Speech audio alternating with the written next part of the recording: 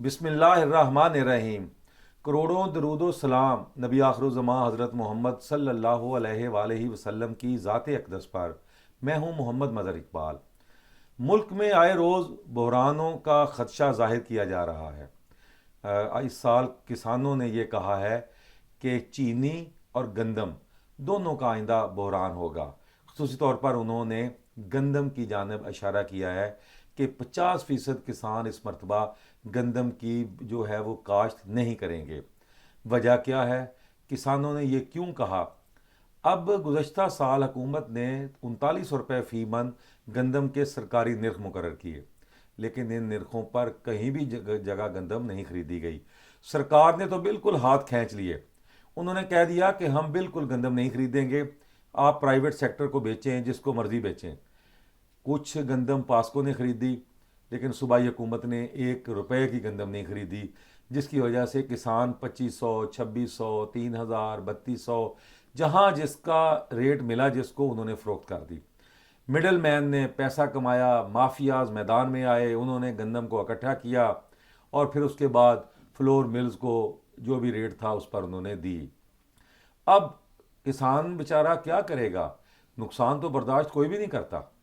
سرکار اگر نہیں کرتی تو عام آدمی کیوں کرے گا؟ انہوں نے اس مرتبہ اعلان کر دیا ہے کہ وہ گندم کاشت نہیں کریں گے۔ اب ہم بات کرتے ہیں کہ ایک مرکزی کسان اتحاد ہے، ایک کسانوں کی نمائندہ تنظیم، اس کے مرکزی چیئرمین ہیں چودھری خالد حسین باٹ۔ انہوں نے آج لاہور میں ایک پریس کانفرنس کی ہے اور انہوں نے 20 نومبر تک حکومت کو الٹیمیٹم دیا ہے کہ گنے کا نرخ مقرر کیا جائے، فوری طور پر نیا نرخ۔ گزشتہ سال جو نرخ تھا وہ 400 روپے فی من تھا۔ ان کا کہنا ہے کہ 500 سے اوپر 550 تک کوئی بھی نرخ ہو، حکومت وہ طے کرے۔ اگر حکومت گندم کا نرخ طے نہیں کرتی، کریشنگ سیزن بر وقت شروع نہیں ہوتا، تو وہ 20 کو پنجاب اسمبلی کے باہر دھرنا دیں گے۔ انہوں نے یہ بھی کہا کہ اس وقت شوگر ملز مالکان ایکا کر کے بیٹھے ہوئے ہیں کریشنگ سیزن شروع نہیں کرنا، تاکہ چینی کی قیمت اور نیچے آ جائے اور اس کے بعد وہ من مانے نرخوں پر گنا کم قیمت پر کسان سے گنا خرید سکیں۔ اور انہوں نے یہ اشارہ کیا ہے کہ بہت بااثر افراد ہیں شوگر مل مالکان، اور وہ 1.25 ارب روپے پچھلے سال کے بھی پنجاب کے گنے کے کاشتکاروں کے شوگر مل مالکان کی طرف واجب الادا ہیں۔ ایک تو انہوں نے وہ مطالبہ کیا ہے کہ ہمیں دیے جائیں، دوسرا انہوں نے کہا ہے کہ فوری طور پر کریشنگ سیزن عموماً نومبر میں سندھ میں شروع ہو جاتا ہے، پھر اس کے بعد پنجاب میں۔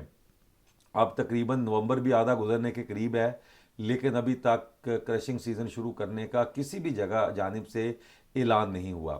اور جو کسان رہنما ہیں انہوں نے یہ بھی کہا کہ یہ شوگر ملز مالکان جان بوجھ کر ایسا کر رہے ہیں تاکہ کاشتکار کا نقصان ہو اور پھر اس کے بعد وہ ملیں چالو کریں اور وہ اونے پونے داموں گنا خرید سکیں۔ اور اگر یہی صورتحال رہی، گنے کے نئے نرخوں کا اعلان نہ ہوا، تو پھر اگر یہ 20 تک کو یہاں پہ آ گئے تو پھر یقیناً جو گنا ہے، چینی ہے، اس کو بھی جو اس کی پیداوار میں بھی کمی ہوگی۔ گندم کے بارے میں تو انہوں نے پہلے اعلان کر دیا کہ آئندہ سال وہ گندم 50% جو ہے وہ کاشت کم ہوگی، کیونکہ بجلی کے جو بل ہیں وہ بھی انہوں نے بڑے ٹیکسز ٹیوبل پر ڈالے ہوئے ہیں، ایک تو ان کی بھی معافی کا مطالبہ کیا ہے۔ دیکھیں دنیا میں ہر جگہ سرکار، اگر کسی جگہ ریٹ کم ہوتا ہے تو سرکار اس کو کرتی ہے، اگر فائدہ ہوتا ہے تو سرکار اپنے پاس رکھتی ہے، اس کو وہ پورے پیسے جو ہے وہ اگر گندم بالفرض خریدتی تھی، اگر تو وہ کل کو آگے بیچتی ہے تو جو بھی نفع نقصان سرکار کی ہوتا ہے سرکار کو۔ لیکن پاکستان کی بدقسمتی ہے، یہاں پر سرکار نے ہاتھ اٹھا لیے ہیں۔ انہوں نے کہہ دیا ہے کہ جی بالکل ہم 0 میٹر، ہمارا کوئی تعلق نہیں، آپ جانیں، نجی شعبہ جانیں، اور عوام کو پہلے ہی عوام تو خیر اللہ کے اس پہ رحم و کرم پہ ہیں، اب انہوں نے گندم کو بھی جو ہے وہ اس کے حوالے کر دیا ہے، جس کا خمیازہ اب آنے والے 4-5 مہینوں کے بعد ہمیں اپریل مئی میں پتہ چلے گا کہ گندم کتنی کاشت ہوتی ہے۔ سر ہمسایہ ملک بھارت بجلی فری کسانوں کو، اس کے بعد نرخ جو گورنمنٹ مقرر کرتی ہے کسانوں کو وہ نرخ ملتا ہے، منڈی سے کھیتوں تک سڑکیں ہیں اور بہت ساری سہولتیں ہیں۔ ہمارے ہاں آپ دیکھ لیں، مہنگی بجلی، کھاد مہنگی، 2 نمبر کھاد، جعلی ادویات، مہنگی ادویات، اس کے بعد اب نرخ جو حکومت مقرر کرے اور وہ بھی نہ ملے. ظلم تو یہ ہے کہ وہ نرخ بھی نہ ملے جو حکومت طے کرتی ہے. اب چینی کا ابھی دیکھیں کب شروع ہوتی ہے، گنے کی کاشت کب شروع ہوتی ہے، پھر اس کے بعد گنے کا جو ہے وہ کرشنگ سیزن کب شروع ہوتا ہے، پھر ملیں چلیں گی، پھر اس کے بعد پتہ چلے گا کہ کیا ہوتا ہے. لیکن ابھی تک تو گنے کے کاشتکار بھی سراپا احتجاج ہیں. گندم انہوں نے بوائی نہیں کرنی، تو 20 نومبر کو پنجاب اسمبلی کے باہر دما دم مست کلندر ہوگا. یقیناً کاشتکار آئیں گے، کسان آئیں گے. حکمرانوں کو اس سے کیا، وہ تو اپنے گلے کا علاج کروانے اس وقت جنیوا میں ہیں. نواز شریف بھی بیرون ملک ہیں، مریم نواز صاحبہ، مریم اورنگزیب اور دیگر افسران، چیف سیکرٹری صاحب بھی وہاں پہ ہیں. تو اس وقت صوبہ اللہ کے رحم و کرم پر ہے یا ڈاکوؤں کے رحم و کرم پر ہے، کہیں کچے کے ڈاکو کہیں پکے کے ڈاکو.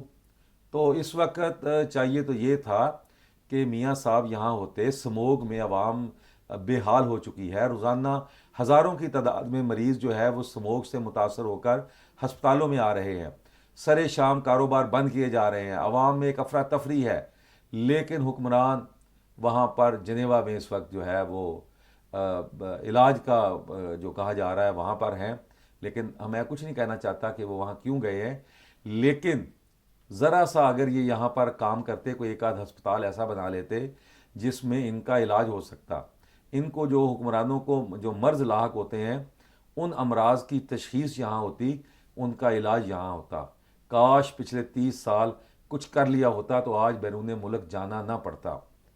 اب اس پہ میں کیا کہہ سکتا ہوں، اب دیکھنا یہ ہے کہ حکومت کاشتکاروں کے ساتھ کیا سلوک کرتی ہے، ان کا کوئی مداوع کرتی ہے، ان کے زخموں پہ کوئی مرہم رکھے گی، یا پھر ان کو بے حال چھوڑ دیا جائے گا. اسی کے ساتھ محمد مظہر اقبال کو اجازت دیجیے. اللہ حافظ.